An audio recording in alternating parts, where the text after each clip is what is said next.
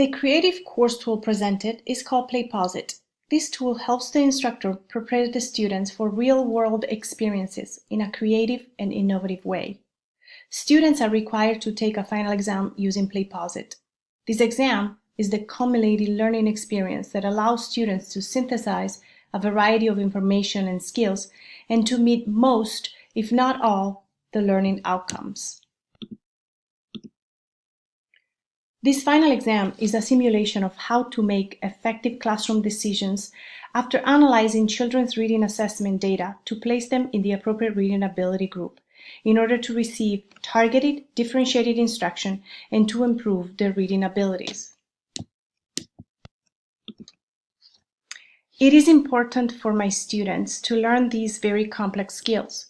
All teachers in Florida are required by the state to analyze a variety of data to place children in the appropriate ability group to meet all children's needs.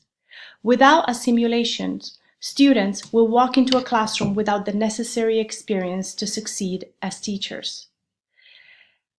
This tool is clearly explained and user-friendly. Students may retake the final exam until they reach the desired score.